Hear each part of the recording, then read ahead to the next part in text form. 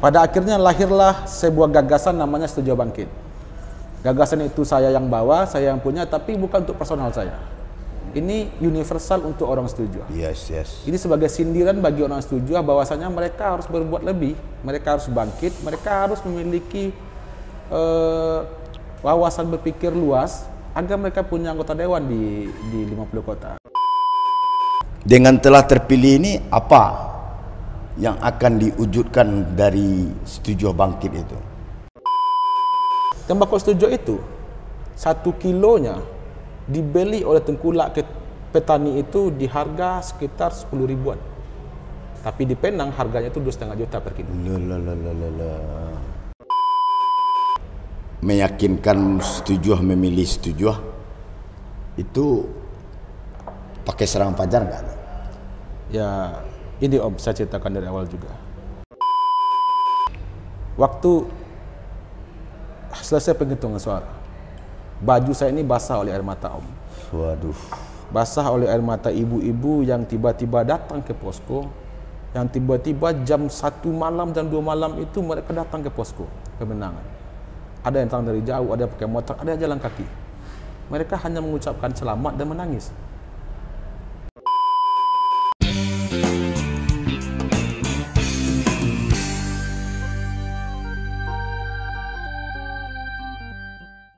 Assalamualaikum warahmatullahi wabarakatuh. Selamat malam pemirsa Ngobrol Pintar bareng Toat, ngopi Toat di sebuah kafe di Kota Padang.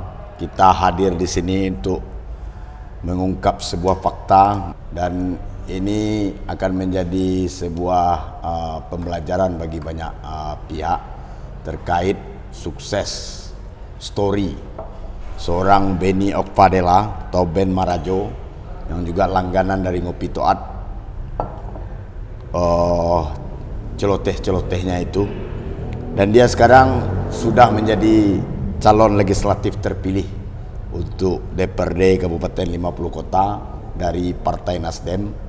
Dan saya terpaksa menghadirkannya karena untuk menjawab pertanyaan dari berbagai kalangan, kok bisa seorang Benny Okpadela atau biasa akrab dipanggil oleh kalangan seleb maupun kalangan underground Sumatera Barat, Ben Marajo namanya. Dia putra Setuju. Ya. Setuju? Setuju Banda Dalam. Setuju Banda Dalam, Kabupaten 50 Kota. Mengapa dia hadir dan sangat penting? Karena dalam catatan kami 10 tahun Setuju Bandar Dalam atau Setuju Raya itu tidak punya anggota DPRD Kabupaten 50 Kota. Hari ini Ben Marajo bersama 2 caleg jadi lain membuktikan bahwa Setuju itu bisa ternyata mengantarkan 3 putra terbaiknya menjadi anggota DPRD menunggu pelantikan untuk periode 2004-2009. Selamat malam Pak malam, Benny Okpadela, Ben malam, Marajo, malam, orang ganteng sedunia. Mengapa itu bisa? Gitu? Apa yang membuat memantik bahwa, dan kabarnya Ben Marajo ini juga penggagas sebuah, kalau bagi saya paham-paham gangster kayaknya. Gangster dipaksakan ke politik, itu gerakan paham Setujuisme. Ini mungkin baru dan itu diakui orang banyak. Ngapa Setujuisme bisa melahirkan 3 wakil rakyat terpilih? Itu mungkin kita garap sama Ben Marajo malam ini. Silakan Pak Ben. Yap Om. Mulai dari mana nih Om? Silakan, kemana aja air ini mengalir kita tampung. Ya, kalau bicara soal gerakan Setujuisme, itu gerakan yang lahir dari sebuah keresahan Om. Keresahan orang kampung saya yang hampir 1 dekade tidak punya anggota dewan di DPRD 50 Kota.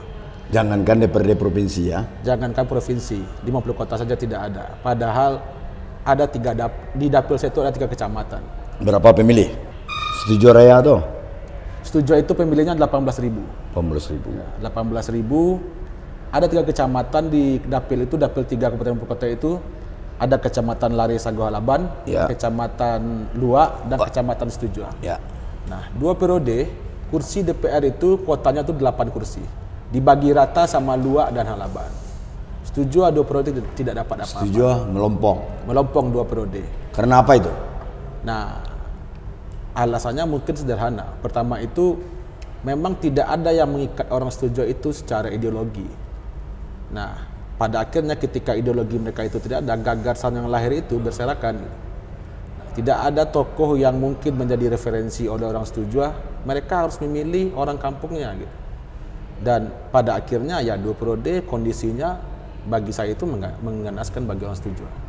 Tidak ada wakil rakyat, ya otomatis dampaknya itu pada pembangunan daerah. Padahal secara historisnya tanah Setuju itu adalah tanah yang penuh dengan sejarah panjang. Iya. Tanah para pahlawan, orangnya keren-keren. Di perantauan orang Setuju itu banyak yang sukses, Om. Tapi pada akhirnya di kancah politik kita tertinggal jauh dari daerah-daerah lain di 50 kota. Ya, itu ketidakpunyaan anggota dewan dari sebuah daerah yang besar pemilihnya. Iya. Itu kesadaran itu muncul kapan? Nah, Apa di endorse, apa didudukkan ini mama atau tetua-tetua kampung atau gimana? nah beranjak dari awal nih, Om ya. Jauh sebelum 2 tahun sebelum pemilihan legislatif sekarang itu, ada ancang-ancang dari beberapa tokoh untuk melahirkan tokoh-tokoh baru di 50 kota. Untuk melahirkan tokoh-tokoh baru di Setuju. Nah, saya termasuk orang yang berpikiran waktu itu untuk melahirkan tokoh yang bisa menjadi perwakilan Setuju di DPR. Ada beberapa teman-teman yang saya kontak yang saya anggap punya kapasitas untuk maju sebagai anggota dewan waktu itu. Awalnya, Om, niat saya untuk maju tidak ada. Nyaris tidak ada. Nah, makanya yang saya endorse itu teman-teman yang punya idealisme bagus, yang punya gagasan dan punya pemikiran untuk membangun kampung halaman. Setelah dicari, ternyata memang tidak ada yang siap 100%. Tidak banyak tidak siap 100%. Siap, tapi partai nggak ada. Ya, awalnya ada yang siap, partai tidak ada. Siap, duit tidak Ada ada. yang siap, duit tidak ada. Ada yang merasa tidak pede dengan dirinya sendiri. Iya. Nah, beranjak dari itu, pada akhirnya saya waktu itu sedang di Jakarta, Om. Ada kerjaan di Jakarta yang lagi enak gitu. Lagi enak, lagi santai, lagi cuan gitu, Om. Nah, tapi prinsip kita itu kan prinsip Bakampung Banagari, Om. Ketika ada suatu hal di kampung kita itu yang merasa kita itu tidak sesuai dengan harapan kita, tentu ada panggilan yang membuat kita untuk pulang. Nah, saya pulang, berdiskusi dengan banyak orang, pada akhirnya dipastikan untuk maju. Tapi kembali lagi, maju untuk apa dan tagline-nya apa? Saya katakan kepada Pak, di Ngopi Toa dulu pernah juga saya bahas. Pernah. Bagaimana Itu pada sebelum akhirnya, Anda terpilih ya? Ya. Pada akhirnya lahirlah sebuah gagasan namanya Setuju Bangkit. Gagasan itu saya yang bawa, saya yang punya, tapi bukan untuk personal saya. Ini universal untuk orang Setuju. Yes. Ini sebagai sindiran bagi orang Setuju bahwasanya mereka harus berbuat lebih, mereka harus bangkit, mereka harus memiliki wawasan berpikir luas agar mereka punya anggota dewan di 50 kota. Iya, wow ya. Dalam waktu yang sesingkat-singkatnya, Iya. gagasan ini booming. Gagasan di ini booming. tanah Setuju. Booming di Setuju, bahkan teman-teman lain yang juga nyalek seperti saya memakai tagline yang sama, Setuju Bangkit. Ya, karena ini gagasan secara universal, saya merasa tidak memiliki secara personal gagasan ini. Ini gagasan Setuju. Setiap turun ke dapil itu saya bilang, ini bukan perjuangan saya pribadi, ini bukan perjuangan seorang Beni Fadela atau perjuangan tim sukses keluarga saya, tapi ini perjuangan kampung halaman dan tidak mungkin saya sendiri. Kita harus melahirkan 2 atau 3 anggota dewan lewat gagasan Setuju Bangkit. Nah, gagasan itu akhirnya menyatukan beberapa teman-teman yang punya idealisme di caleg. Mereka sadar kalau mereka itu memang harus berkontribusi penuh, harus loyalitas penuh kepada kampung halaman. Nah, pada akhirnya singkat katanya, alhamdulillah Setuju itu memiliki 3 dewan sekarang ini. Artinya muncul kesepakatan bersama suara setuju untuk caleg setuju. Ya, benar.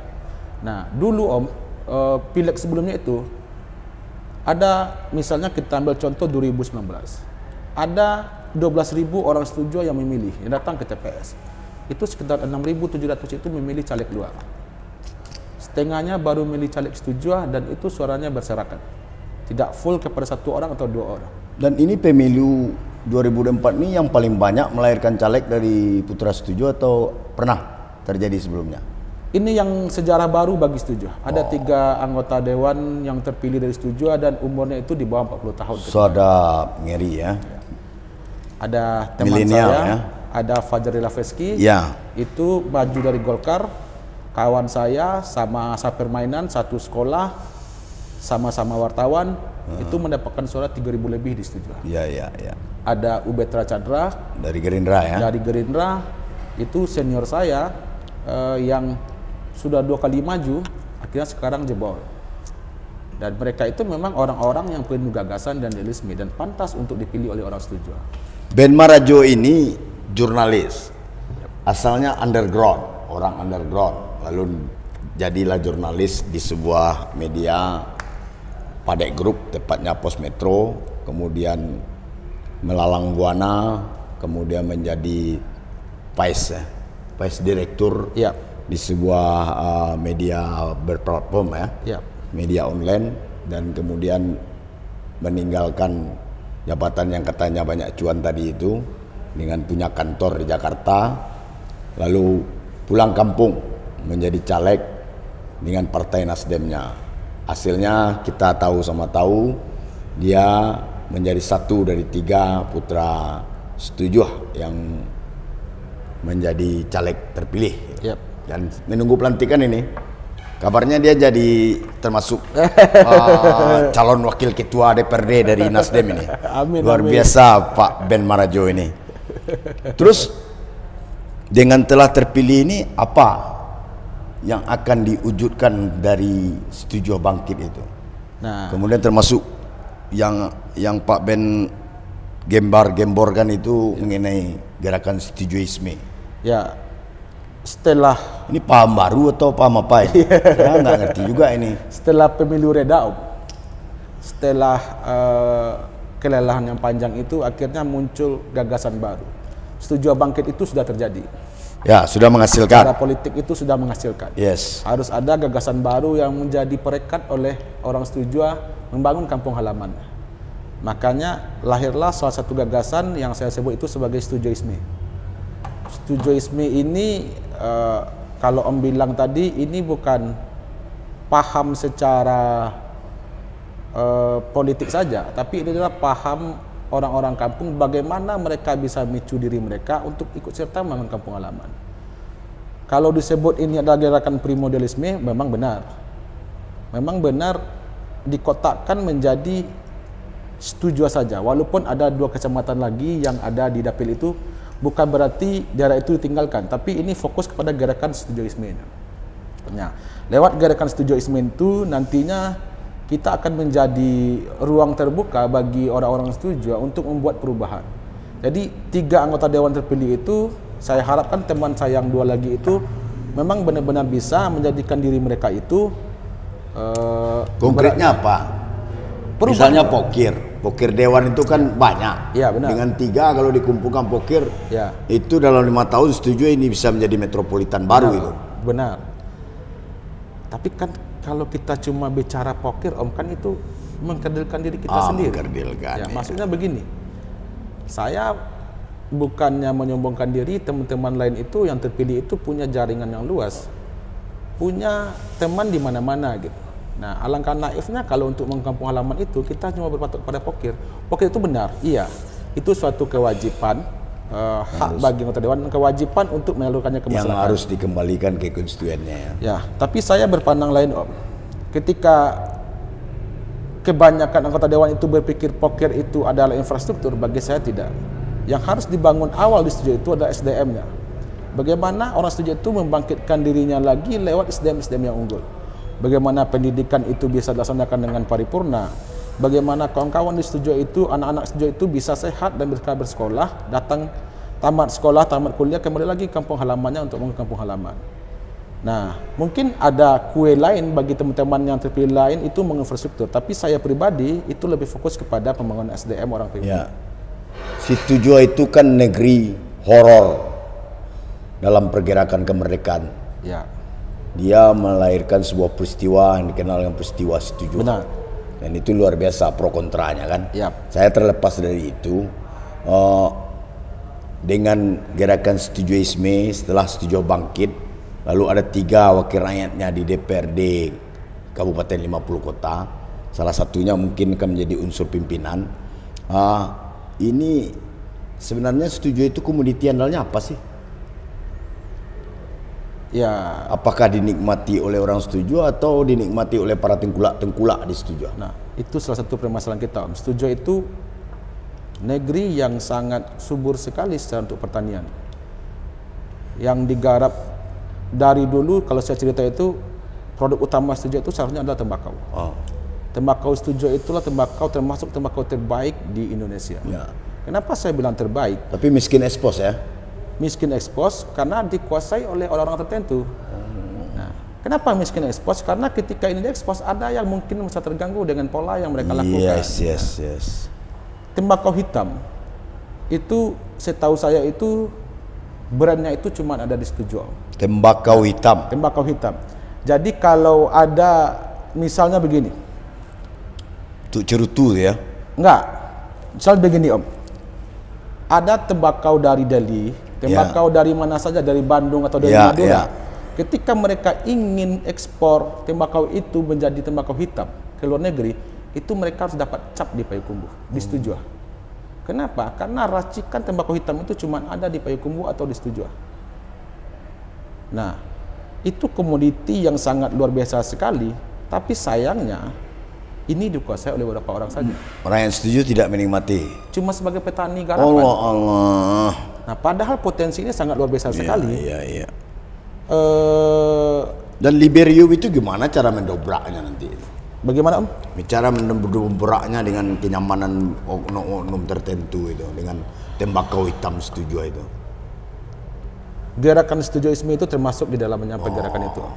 Jadi bagaimana orang Setuju itu bisa berpijak di kakinya sendiri, bisa mengelola kekayaan alam mereka sendiri dan bisa memproduksinya sendiri. Mereka bisa ekspor sendiri, mereka bisa mengelola sendiri, bahkan menjualnya sendiri. Tidak lagi tergantung pada tengkulak, tidak lagi tergantung kepada orang-orang tertentu yang mungkin main di sini gitu. Luar biasa. Nah, kemudian lagi Om, kalau soal tembakau itu dulu pernah ada gagasan ini saya bawa kepada teman-teman yang ada di Jakarta. Bahkan udah berbincang juga dengan Mendak waktu itu, Bang Lutfi. Bang Lutfi udah bicara panjang bagaimana historis tembakau Setuju, bagaimana kualitasnya dan apa yang harus dilakukan. Waktu itu Mendak sudah menginstruksikan kepada dirjennya untuk mengelola ini. Untuk mengelola tembakau Setuju ini agar punya daya jualnya tinggi. Kamu harus tahu, tembakau Setuju itu 1 kilonya dibeli oleh tengkulak petani itu di harga sekitar 10 ribuan. Tapi di Penang harganya itu 2,5 juta per kilo. Ya kan itu kehebatan pengusaha kan gitu. Nah, itu kehebatan pengusaha dan itu kelemahan orang Setuju. Kenapa itu terjadi? Karena tidak adanya kesatuan orang Setuju ini untuk mendobrak hal-hal seperti itu. Harusnya kita udah mulai melakukan gagasan, melakukan suatu tindakan yang mungkin bisa mengangkat harkat para petaninya. Sekarang kan ya ketika harga tembakau tinggi itu ya petani Setuju itu cuma sebagai garapan. Mereka tidak dapatkan untung yang besar. Yang mereka dapatkan itu ya cuma untuk menyambung hidup sehari-hari. Ya. Itulah mungkin Setujuisme yang digagas oleh Beni Okfadela. Nantinya di sektor perkebunan atau ekonomi akan lahirlah branding tembakau hitam Setuju. Ya kan? Black tobacco. Hah? Black tobacco. Black tobacco. Ya, tembakau hitam. Dan itu harganya di Penang bisa 2,5 juta sekilo, ngeri gitu. Yang penting dengan menunggu pelantikan ini, lalu ketika pemilihan dengan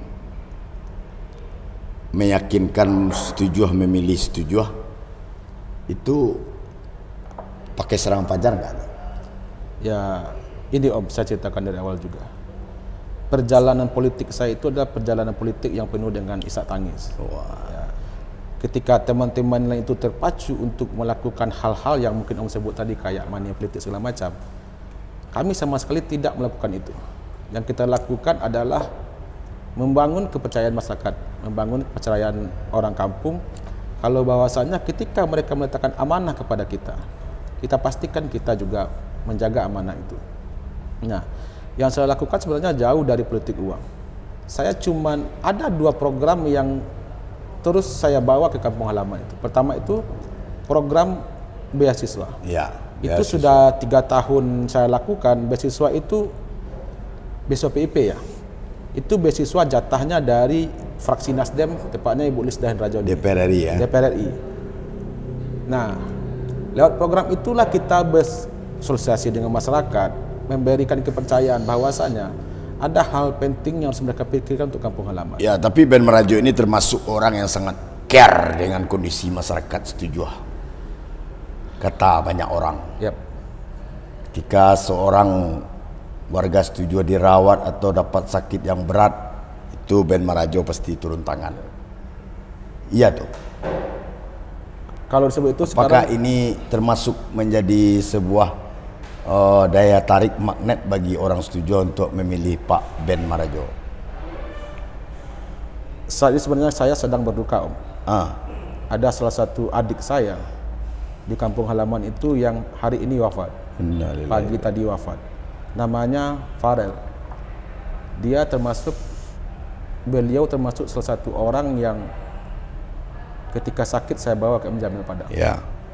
Farel itu saya ceritakan sedikit. Dia sakit sudah hampir 4 bulan. Tidak terobati karena perekonomian warganya. Ya.